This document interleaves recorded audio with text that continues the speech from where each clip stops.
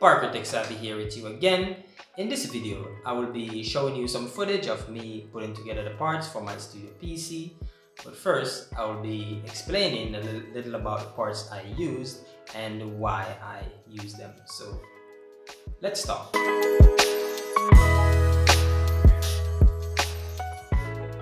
The motherboard I go with is the MSI Mag AMD X570 Tomahawk Wi-Fi. So the reason for this motherboard, I like the tough gaming look. It really looks strong, and it not only has the top line features, but it has all the features I need to go with my build. It also has the necessary capability for upgrading like a faster CPU and better GPU, and also it supports PCIe Gen 4 4.0. The processor I go with is the AMD Ryzen 5 5600G series. Uh, it is a 6-core 3.9 gigahertz processor. Reason for using the AMD Ryzen 5 5600G, I really find the size about the AMD Ryzen 5 processor. From the start of the Ryzen model, I really see that AMD has come a far way, even better than Intel at some points. In terms of better multi-cores and higher clock speeds for a more competitive price, so that's how I started liking the AMD brand. For the graphics card, I go with the MSI GeForce RDX 2060 8GB Super Venus. It's a GDDR6 GPU.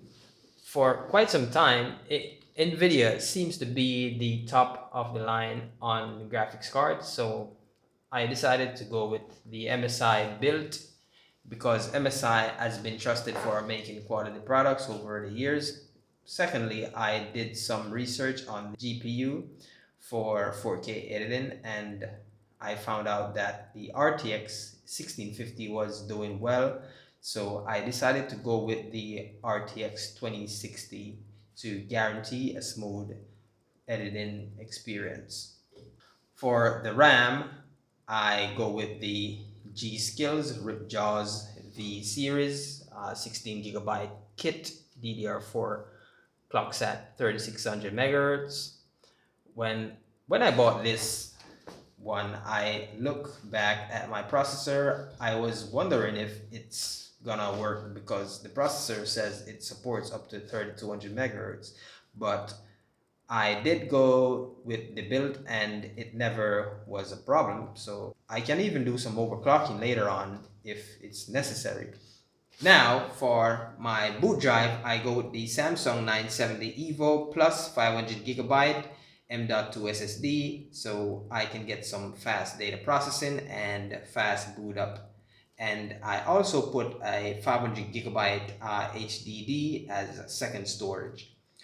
For my power supply, after doing some research for the best bronze power supply on cultsnetwork.com, I decided to go with the Corsair CX550M. Seems it's also recommended for my GPU. Finally, for my case, I go with the Montech Air X Tower Gaming case with the tempered glass and 3 RGB fans. Now, there were better cases, but I really like this one for the price compared to the features like extended ports and the mechanism of the airflow for cooling. Now, let's get to the price for these parts at the time of purchase, which was a year ago. The motherboard costs US 192.55. The CPU costs US 146.58. The GPU costs US 251.45. The RAM costs US 53.85. The SSD costs US 42.16. The case cost US 70.51. The power supply cost US 41.73. And the HDD drive, I had that drive from some time ago. So the total for those parts I listed is US $798.83.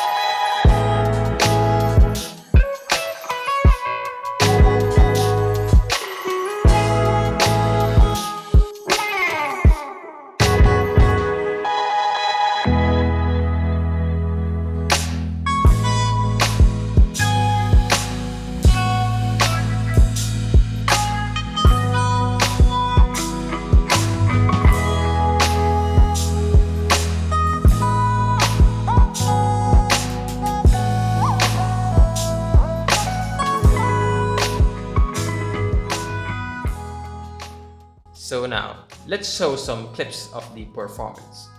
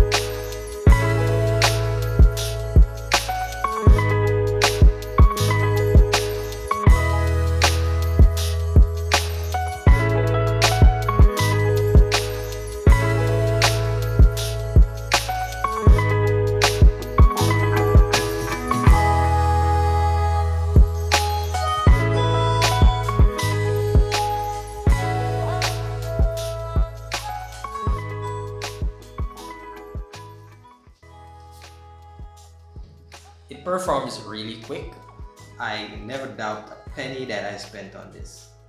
I'm happy. That's it, guys. I thank you for sticking out to the end of this video. Please remember to like it if you like it, place your comments, and subscribe for more contents. It's your boy Parker Tech Savvy with love.